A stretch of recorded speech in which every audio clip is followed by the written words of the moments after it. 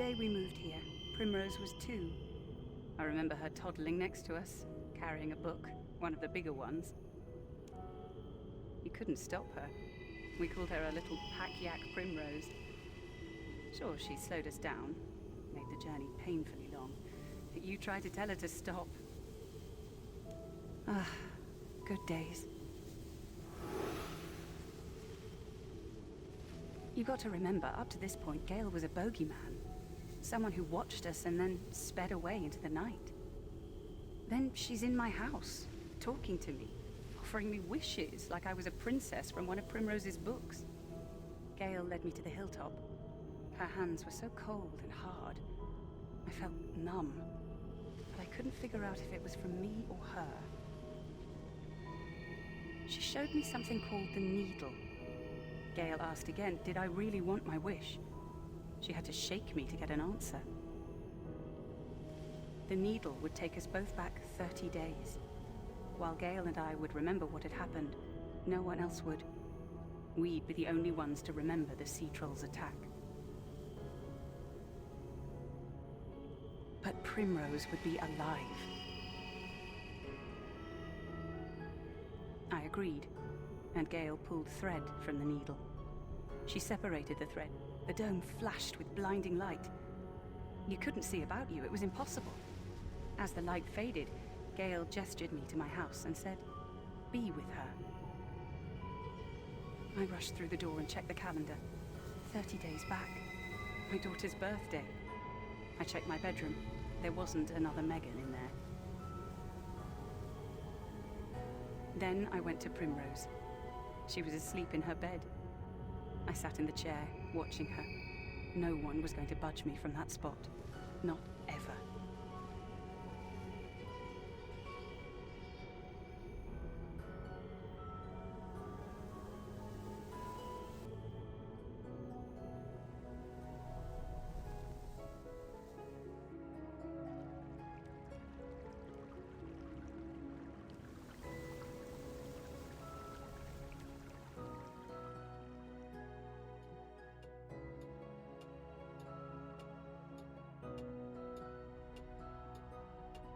Primrose, books are for bookcases. The clue's in the name.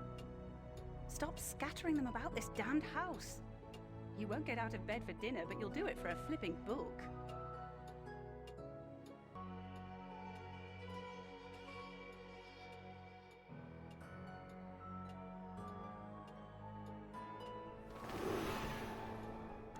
My whole life I've been surrounded by books.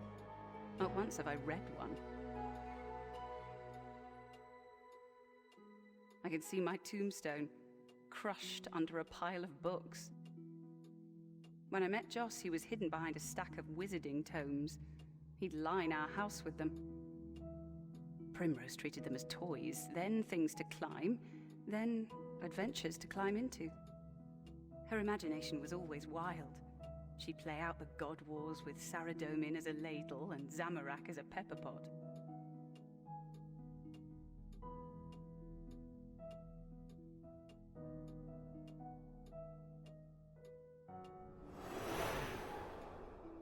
A year to live. That's all the doctor could give her. Holding his hands out upright like a pauper. "Please, miss, this is all I can give you."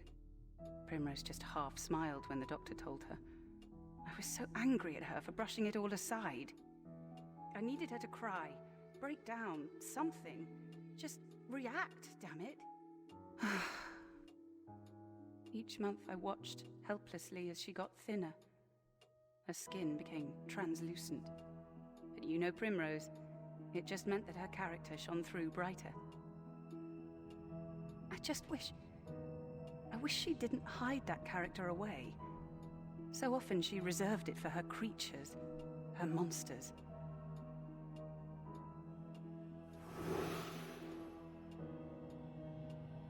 When I was younger, I'd fall in love twice a week. It would come to me as easy as a temper, and would disappear just as quick. I thought I would fall out of love with Joss as quickly as the others. In the end, the love went, but it took a while. There was my love for Saradomin, of course, but I wasn't getting love in return. The score wasn't equal. Primrose has always been the exception. To fall out of love with Primrose would be to fall out of love with, well, everything. I know what you're thinking. No, that time doesn't count. I wasn't angry with Primrose, I was angry at them.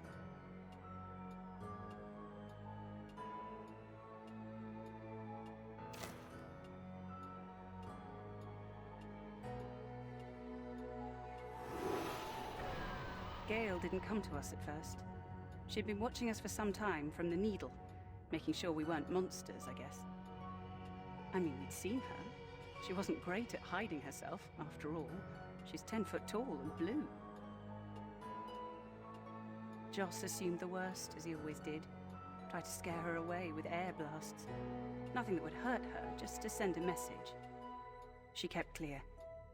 It was only when Joss left, abandoned us, that she felt courage enough to talk to me. Temper, temper. That's what Joss would always say to me. God, it would only make me angrier. Whenever I would hook his nose out of a damned book, temper, temper. Whenever I called him on his laziness, doing the chores with some cheap magic, temper, temper.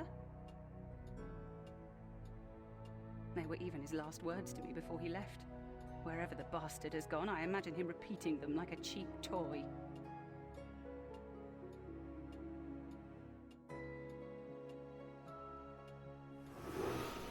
Is there anyone more self-involved than a wizard? I get it, I do. As a wizard, you have to study for years.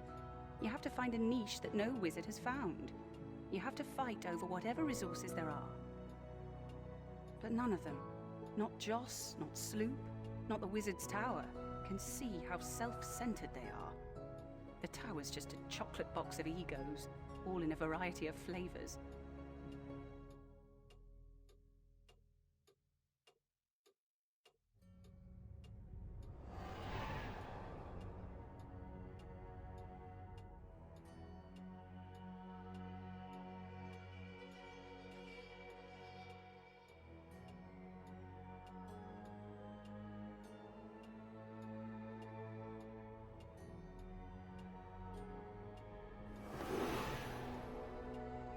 I guess we should have stopped it earlier. Even when she was young, she'd have imaginary friend after imaginary friend. They'd even have relatives. Imaginary sisters and brothers would come to visit. Some would get lost, and we'd have to pretend to look for them. It got serious once Primrose got ill.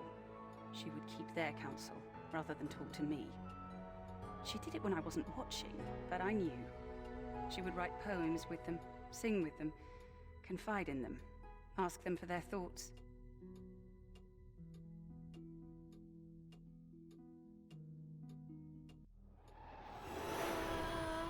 Primrose always had a lovely singing voice.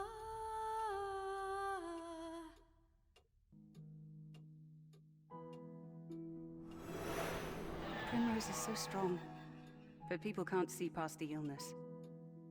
Doctors, visitors, they all make that mistake. Judge her by the disease, the microscopic evil magnified into something huge. But I see the strength. Damn girl never lets an argument go unwon. She'll fight for the things she loves, for sure. And she's full of love. Not always for her mum, but, it's there. Growing up, she loved everything, cared for everything.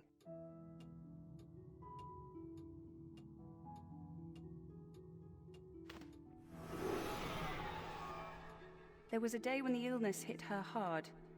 A day when she couldn't ignore it. Primrose dropped her favorite book. The Adventures of Hannibus, I think it was. She couldn't pick it up. It was open on its back page, the ending staring right up at her.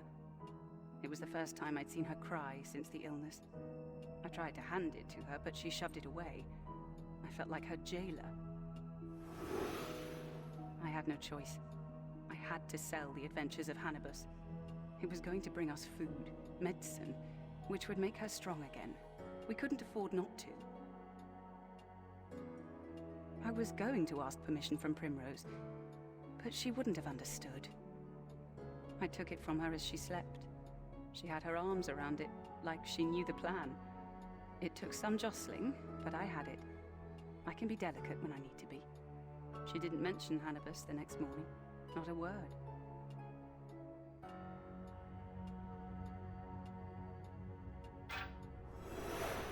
You can ignore death, blood, murder.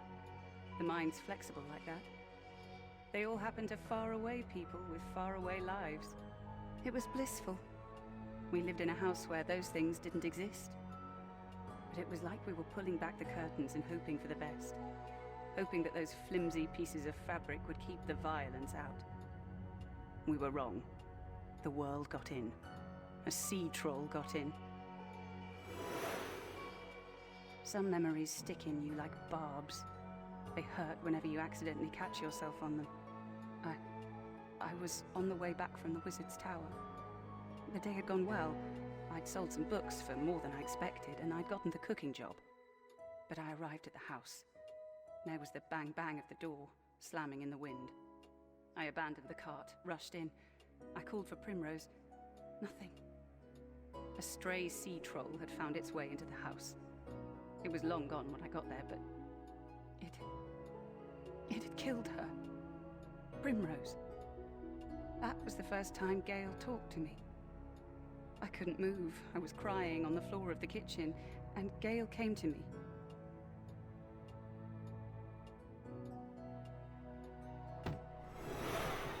Saradomin, this is my final prayer. If you're listening, then damn you. You choose to listen now. You choose the moment when I give this up. Damn you back to the Third Age. You know what? I don't care whether you listen or not. I found someone else to have faith in.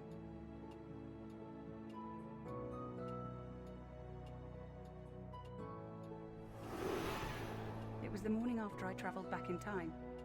30 days. Back to the morning of Primrose's birthday. Primrose looked so much better than I remembered. Here she was, unmarked by any sea troll, happy and soulful. She was alive, dear gods, and happy. I resolved in that moment to never let her get hurt again. Gale, wonderful Gale, offered to keep an eye on Primrose while I was away.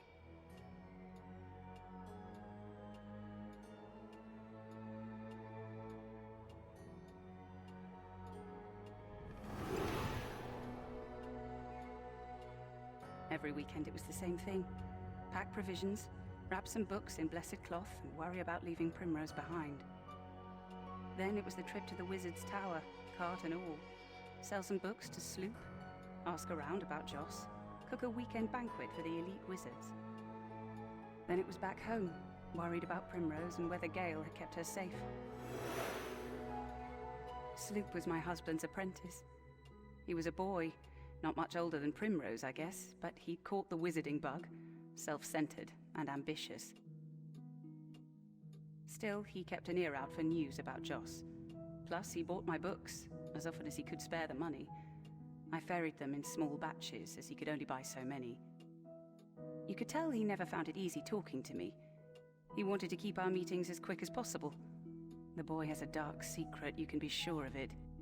Last trip, he asked for the adventures of Hannibus and said he would pay well. It's Primrose's favorite book. I don't know if I can take it from her, but we need to eat. We need her medicines.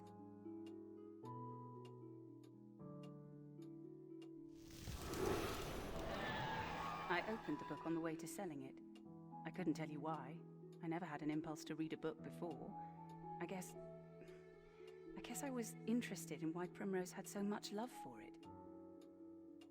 Inside was a slip of paper, a poem, lightly scrawled in feeble handwriting. Primrose confessed her love. She begged to be saved. The world fell away from me. I stopped the cart and turned around. My head thrummed with rage. I worked the horse near to death. The fury was wild and directionless. I burned with rage at myself. Then the flames moved to Joss. After all, everything bad came from that damned man. Finally, the fury rested on the books. When I returned home, I threw them all into the fireplace. Primrose screeched from her bed, begging me to stop. I lit the fireplace and the books burned, but the magic on the books was fuel, and flame mushroomed out of the pit, knocking me to the floor. I was scarred and drowsy. Primrose was screaming about her friends burning over and over. Gale found me, probably thanks to Primrose. She applied some kind of salve to me, but there was no removing the scar. It was to be my brand.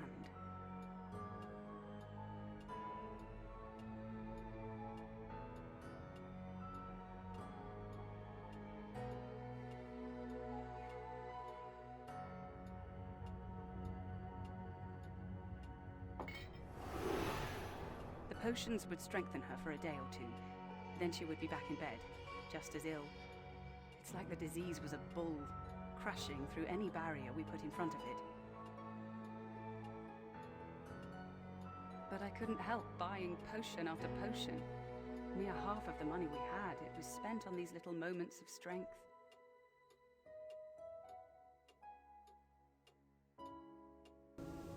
There is no way that I'm going to let this happen again.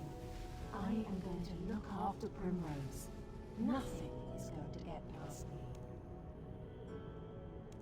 Stupid. So stupid. I should have been here. I can fix this.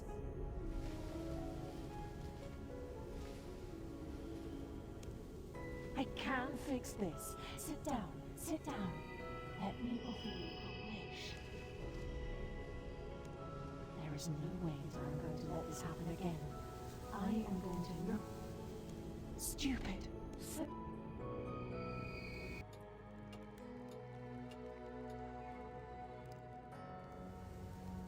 Mum, the books don't want to be in the bookcase. Just stop fussing. And don't go calling them monsters. They're friends. No chance of me making any more friends. Gotta hold on to the ones I've got. Primrose wouldn't talk to me. She wouldn't look at me. I'd find scraps of her meals tucked into her pillowcase. She was dying, so much faster than before, and she was pulling at the last threads of life, hoping to find death at the other end. I'd lost her. I went to Gale. What else could I do? I begged for another wish. To take the 30 days, to go back again. Gale calmed me and told me to return tomorrow. The needle would be recharged and I could return to Primrose's birthday. I could do this all again.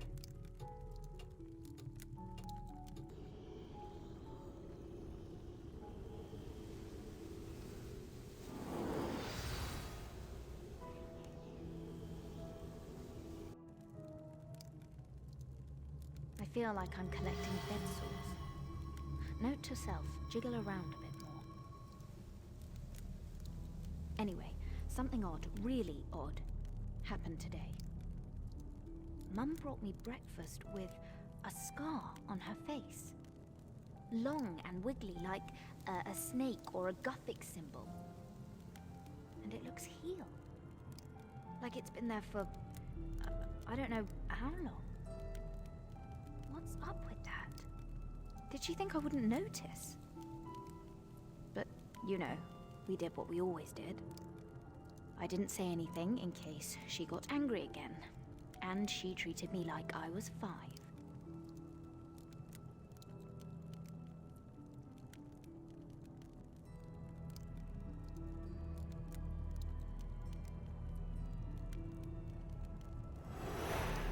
I've never really had a problem with being bored. I read, I write, and there's always my friends. My friends were a gift from my dad. A little apology before the utter scumbag ran away. When I read a book, the character pops into existence, but no one else can see them. Some of them I don't care much for. I've learned to keep them locked in their books. But Thok and the others, I couldn't be without them.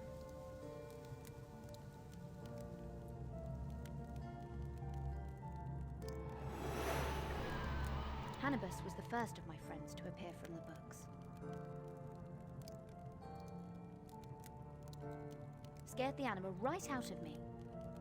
One minute I was reading, the next there was a lizard man leaning over to get a better look at the book. I screamed, of course. Mum came in and told me it was a fever, but I was seeing things. Even I couldn't make up a 5-foot lizard reading books about himself. I wished Mega could see them. Baba, Thok, Jilly, Hannibus. Perhaps they would have made her happy, just as much as they made me.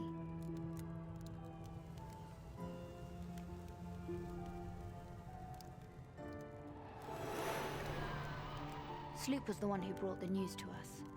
Dad had run away from the wizard's tower. Something about plagiarism.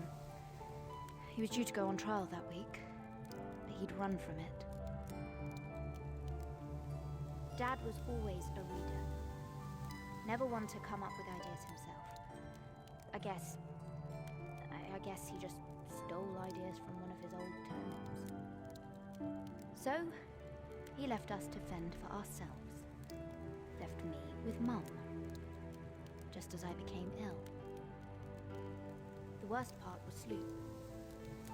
Without Dad, there was no reason for Sloop to be at the house anymore. Why would Dad's apprentice visit when Dad wasn't there? Mum wouldn't let him in. My love. My Sloop. So, he got work at the wizard's tower and passed notes in the books that Mum sold to him. But even that's gone now. I know that Sloop won't give up on me. I know he will come for me.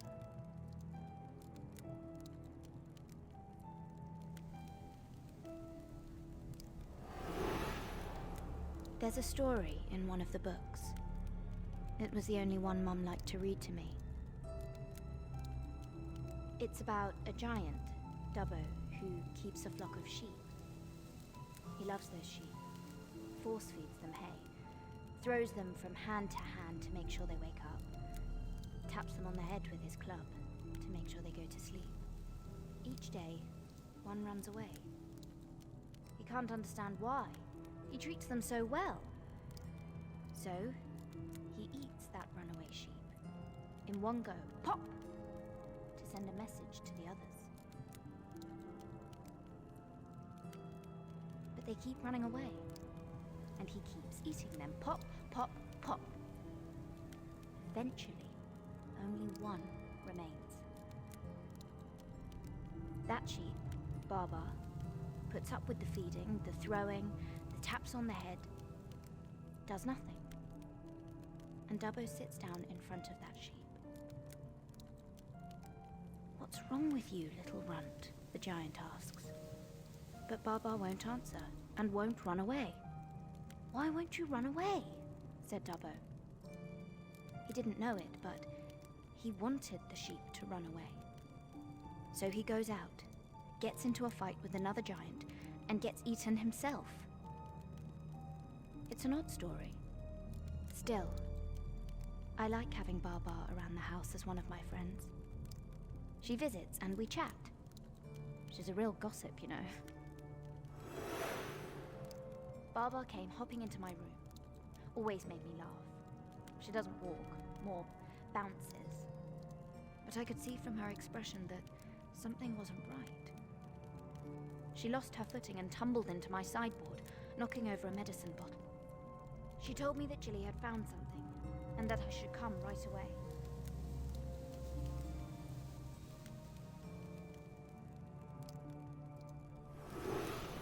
There was one story I never read. It was about a demon, a hateful thing. This demon would thrive on the misery of others, but not by consuming that evil or anything like that. She was miserable herself, and she would bring others into her own misery so that she could share it. She would bask in that shared misery. But to know her was to defeat her. To say her name was to stab her through the heart. Her name was Meetum. I made the mistake of reading the book once, bringing her to life. But I said her name aloud, and she was gone.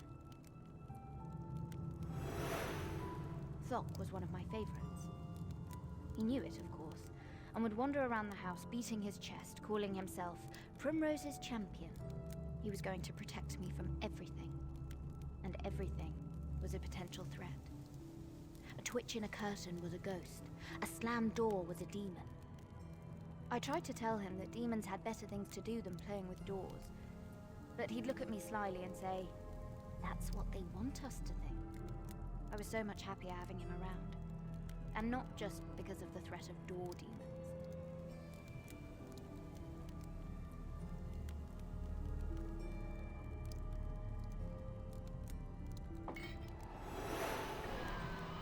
Doing anything for more than a few minutes is the ultimate pain in the backside. My lungs burn. My knees go to jelly. I just fall over and want to go to sleep. Mum used to get medicines. It took all of our money to do it, but I wasn't going to convince her to stop. Megan's the only one who changes Megan's mind.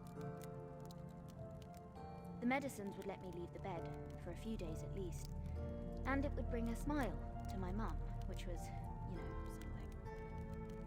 Then I'd be back to bed like a brick fell on me. I had the idea of stealing some of the medicine for myself, when Mum wasn't there. But she rationed it so carefully. And we can't afford it now anyway. Not now Mum's given up the job at the Wizard's Tower. I wonder if I could make a simple strength potion.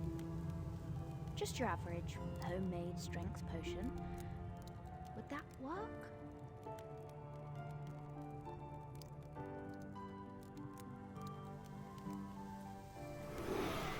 She mentioned it.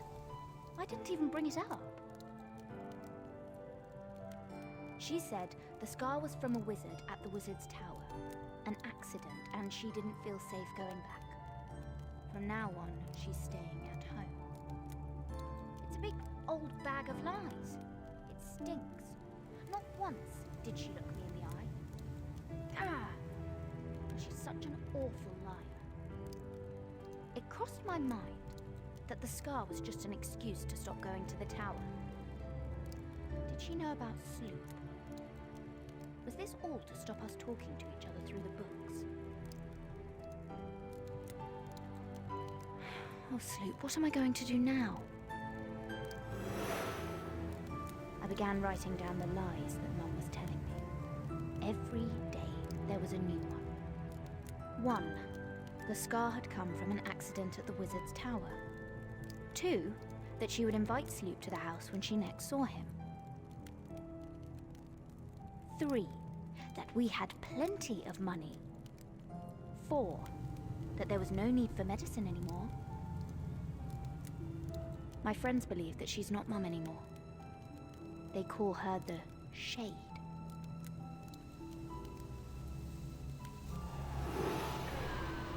Hannibus was the first to call her the Shade, the name that my friends use, even though I tell them not to. She would leave most evenings, up to the hilltop, and Hannibus would watch for as long as he could, before he reached the limit of his magic. Always, she would be in the same cloak. Always, she would head up the hill. The cloak would make her look like a shade. And each day, she would grow more hunched.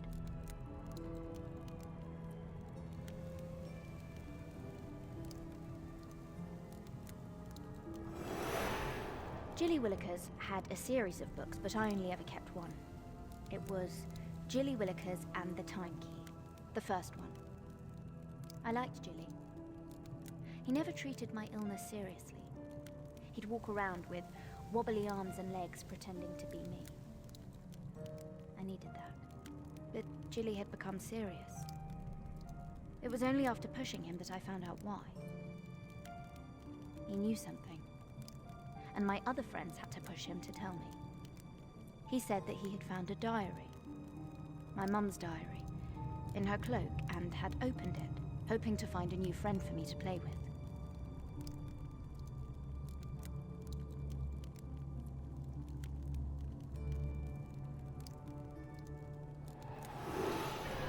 I took a dose of strength potion and, completely inelegantly, made my way to Mum's bedside table, just as Jilly had told me. I couldn't quite understand what I was reading. On each day of the diary, There were multiple entries, written in tiny text and boxed off from each other. I looked for yesterday's date. Again, there were multiple entries for one day. One was familiar. It talked about the pie she had made and noted that she thought I looked healthier, having eaten it. But I didn't recognize the other entries for yesterday. They were events I didn't recognize, an argument we never had, a visit to the wizard's tower, a burning of the pie. Then I looked at tomorrow's entry, the 30th. The book was completely blank after that date. And every entry on the 30th, of which there were many, was the same. The return. The return. The return. The return. The return.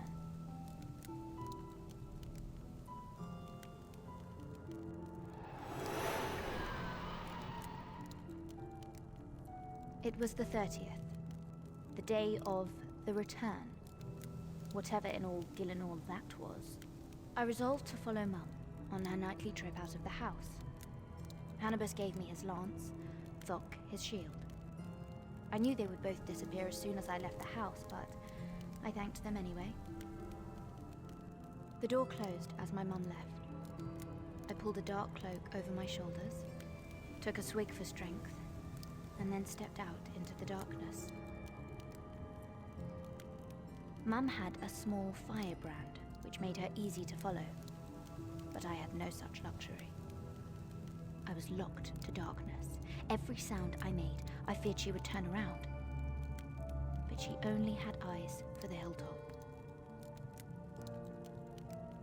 We passed something like a grave, but I had no time to dilly-dally. Mum was many steps ahead of me. I could feel the strength in me already sapping. Mum reached the top, and I hid behind a berry bush on the edge of the clearing. A tall, blue woman called Gale was waiting for my mother. They talked, and I could only make out fragments. And then Gale danced, without music.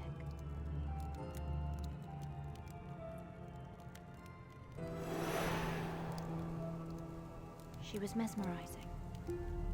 Gale glowed as she danced, and a thread span from her, flicking high into the air before resting in place, as if she was drawing the constellations. Then, thread upon thread layered onto each other, until a woven dome formed over the top of them, and me.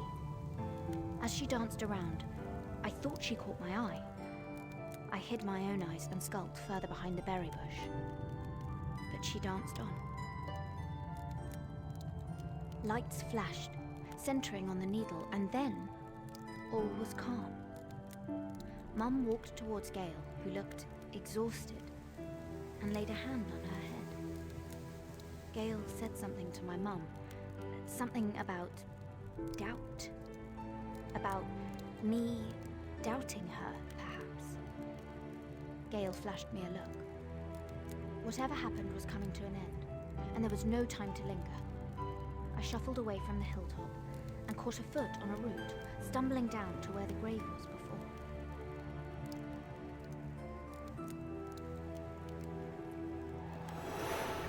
She was so beautiful. It was breathtaking.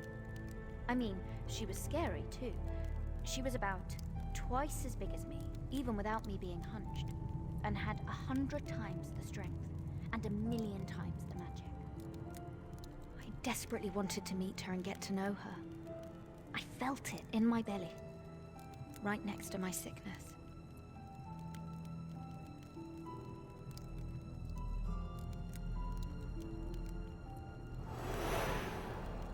As I rolled down the hill, desperate to get away, I came to rest where the grave was earlier, but it had gone. There was nothing here. Impossible.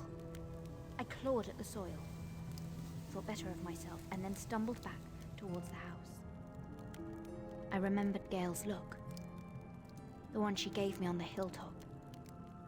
It felt like she knew me.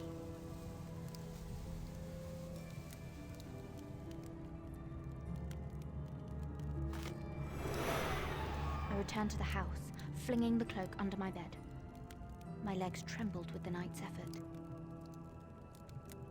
My friends asked where I had been, as if they didn't know.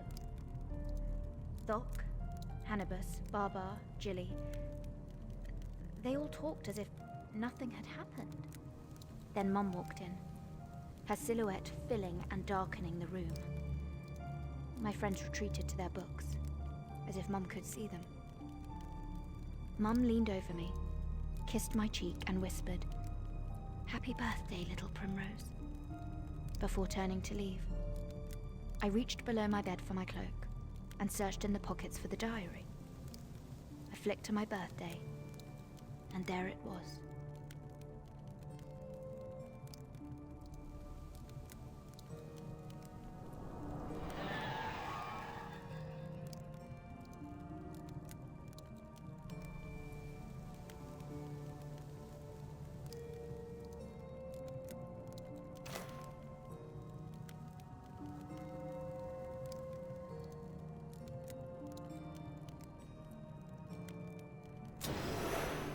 On the day before my birthday, there was only one entry. But on the day of my birthday, there were multiple. I read each entry on my birthday. There were several in tiny handwriting. She looks so much healthier. Every time I travel back, I forget how much healthier she looks. How can I give up seeing her this well? Traveling back? What have you done, Mum?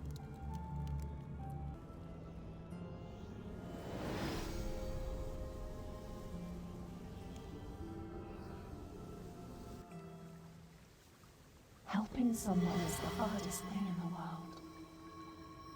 Hurting someone pushes them away. Help someone, they'll need you again and again and again.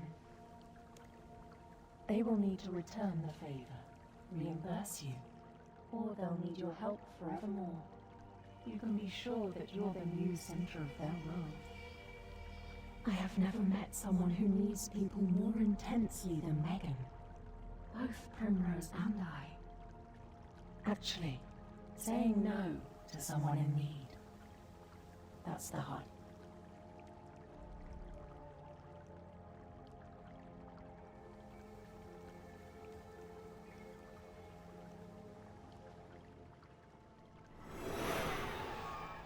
I was born as I am now. I didn't have a mother, father, or childhood. I was me, nothing more. And I came to, next to the needle. I knew what the needle was, but I knew next to nothing about myself. It's a back-to-front way of learning about the world. I knew how to use the needle, what its limits were, how it used time, but I had no idea about people, the world, nothing. I'm learning fast, and leaving a trail of mistakes behind me, I'm sure of it.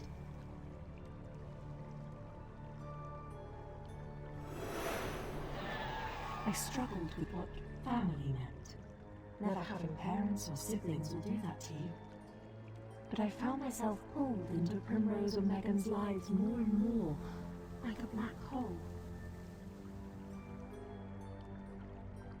I've tried to move on and away, but they've needed me.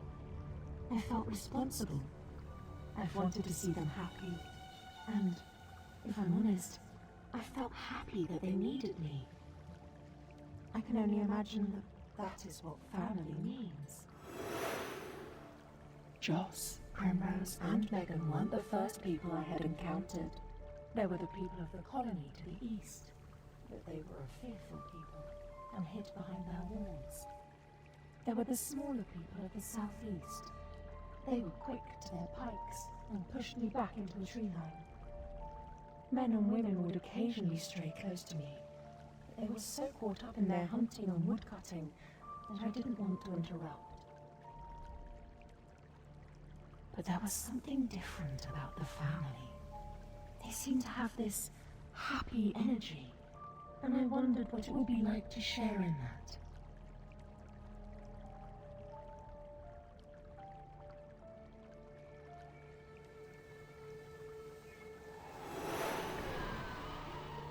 Ever since Megan burned the books, something had moved in her.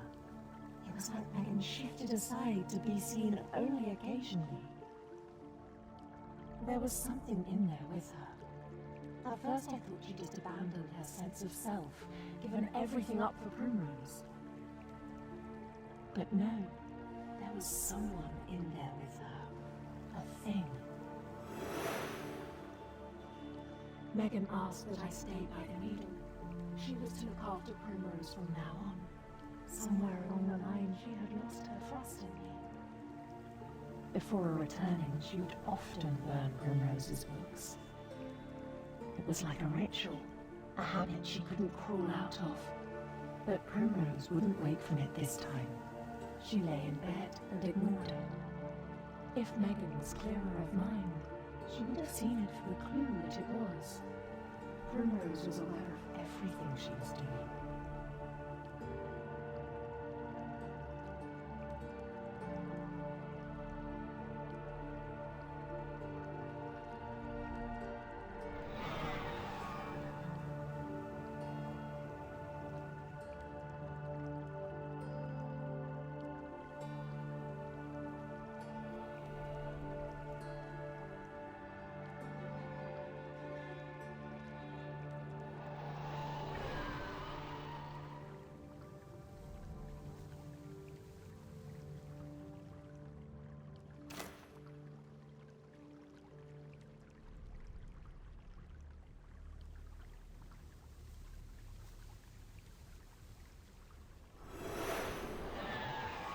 I'd always meant to ask Primrose if there was something in the books, something that might have been unleashed when Megan burned them.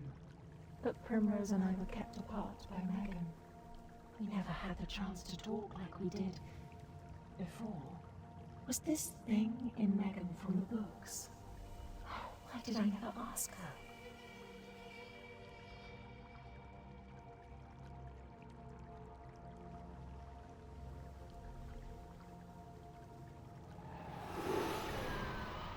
I never told Megan how much a returning hurt. It didn't just sap the energy of the needle. It sapped from me, too. I would sleep, propped up next to the needle. It would give off a little heat as it recharged, and it felt like it was doing the same to me.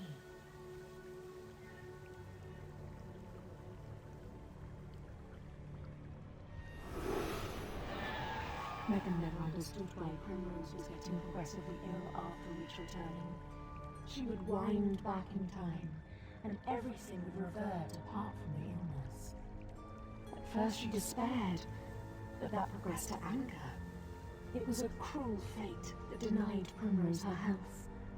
Even time was fighting against her. Just one more returning, she would say. One more would make it right. But Primrose was following Megan every time. Primrose was committed to ending her mother's pain.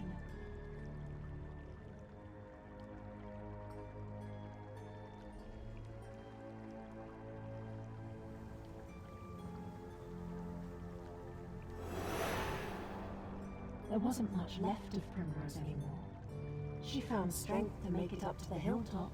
She found it from somewhere, but she was rarely awake otherwise. Often, I would let myself into the house as both Megan and Primrose were asleep. Buckthornberry makes a rudimentary salve, and I would apply it to Primrose as she dreamed. It eased her pain, but there was no stopping her fate. I couldn't stay for long in the house, not only because I might get caught, but because I felt I was being watched. Someone, something, staring at me.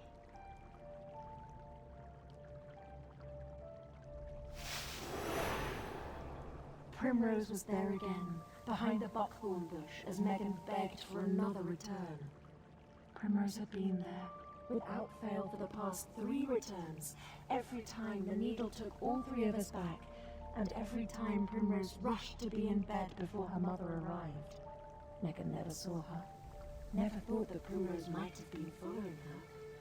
All Megan saw was a cruel fate, a daughter getting progressively ill within a time loop. But Primrose was on the verge of dying. It was time to say no to Megan and begin what must be begun. It was at the end of one of the returnings, once Primrose had rushed home and Megan followed a little time after. Primrose had hooked a small sheet of paper onto a buckthorn, a message for me. It spoke of a necessary evil.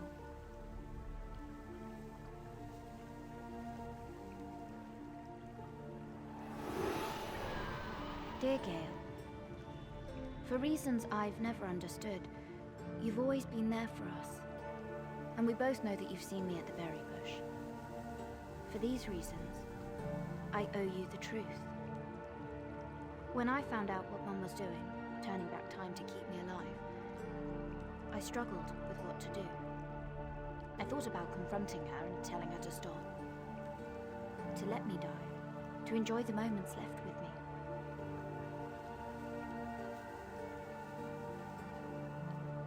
But I knew that wouldn't stop her. She would find a moment when I was asleep to go back in time, to begin another loop without me being aware. There was only one thing I could do. A necessary evil. I couldn't let Mum know that I was aware of the returnings, so I determined to follow her through every time loop. I hope you understand why I am doing this. Please, don't reveal me or my plan. Let me keep coming to the berry bush. If not for me, do this for Mum. I do all of this for her. She needs to break this loop so that she can live herself. Look after her, Gale. Primrose.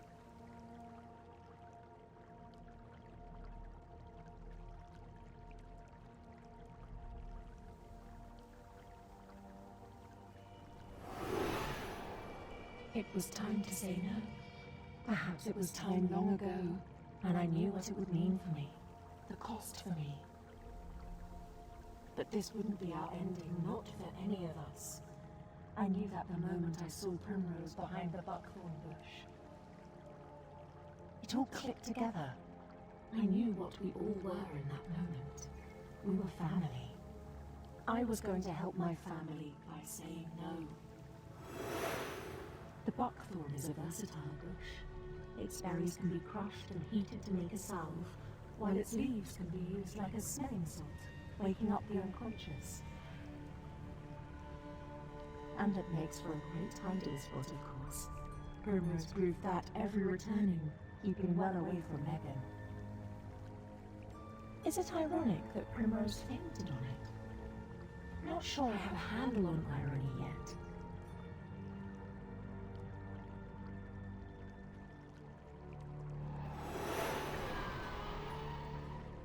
Something was always going to give. We couldn't loop forever, and at some point, we would reach an ending. And now we've reached it. But is it a closed loop, or the start of another story?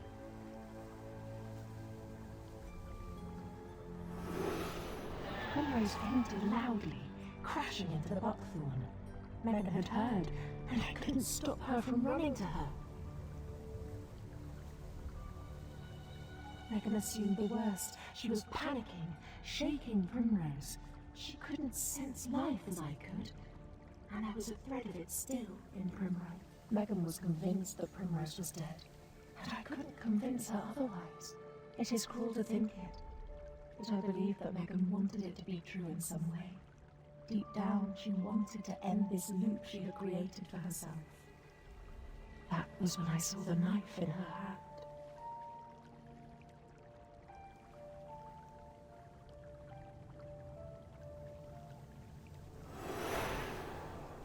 The knife slipped between my ribs. I don't remember much of what Megan said as she stood above me, but it was clear she blamed me for Primrose's death. Then she ran downhill, and I moved as close to the needle as I could. My life was ebbing, but I was still able to touch the needle.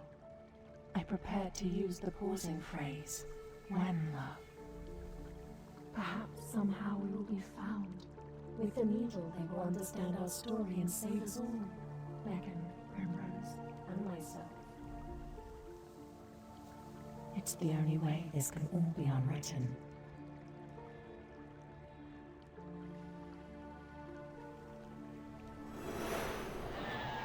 Is there death in my future?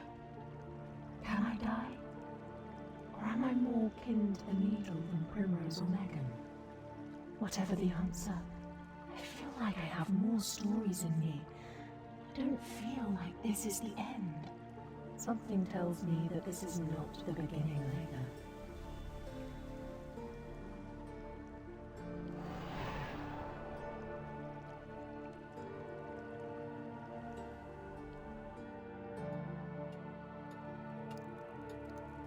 You knew, Gale. You knew, and now she's dead. How long has she been coming here? You told her, didn't you? You told her about the returning. This is on you. You killed Primrose. You killed her. You traitor! You betrayed us! Do you think this leaves me with anything? I have nothing, Gale. It can all burn. I'm going to burn it all!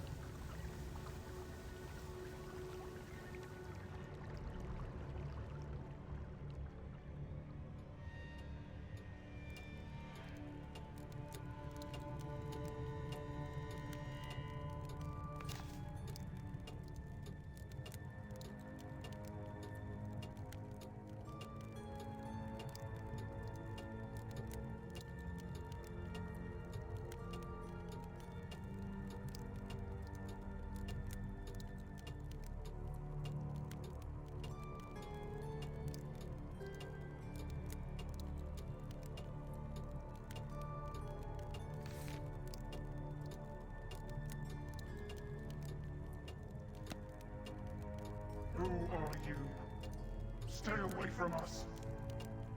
Megan is mine. This family is mine. You hear me?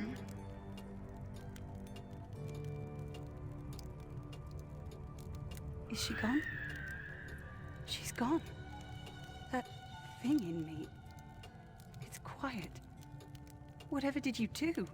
Please, help Primrose. And Gale. Gods, Gale.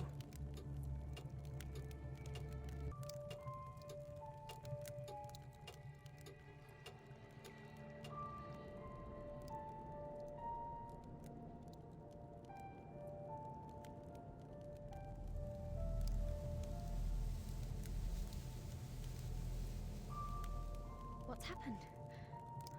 Where is Mum? Please, find her. She's not safe by herself.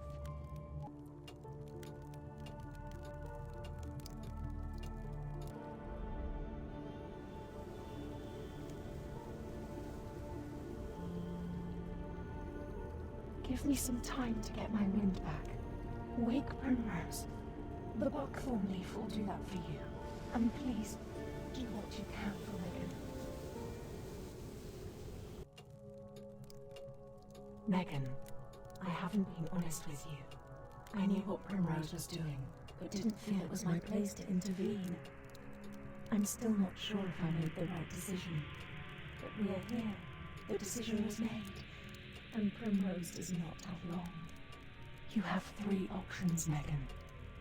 You take the time that Primrose has remaining, and you bring her as much joy as you possibly can.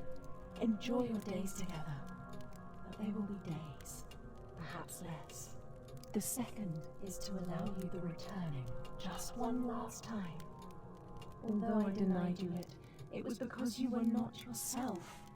It would allow you one last month. But there is a dishonesty in that, and Primrose is unsure of you in that time. It may not be the release you are looking for. The third option may be the least satisfying for you, but it may save Primrose. It would require a great sacrifice from you. I told you that the needle could not go back further than 30 days. That is not entirely true. It can go back further, years in fact. But that comes with a terrible cost. You become one with the needle. You become subsumed by it. Whomever goes back becomes its warden, its keeper. They are strong when it is strong. They are weak when it is weak. We could send Primrose back, years in the past.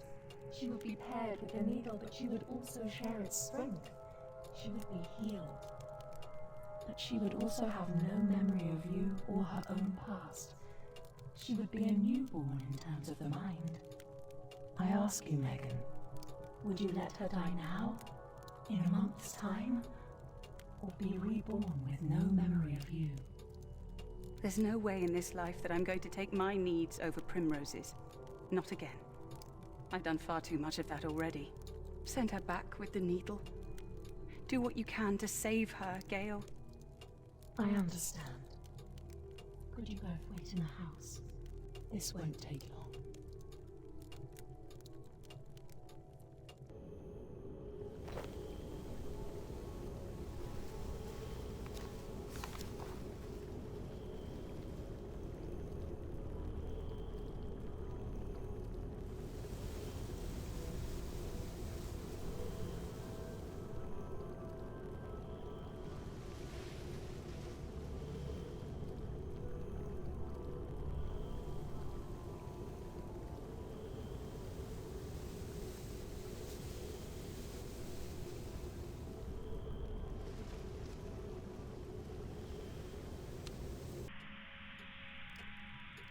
Gale was my daughter. And now she leaves me, again. Well then, I'd better prepare for her coming back. She can't come back to this mess. That will never do. Thank you for helping us all. I sense that none of this would have come to pass without you. Take the needle. I have no need of it. May time be kind to you. But now it is time to tidy.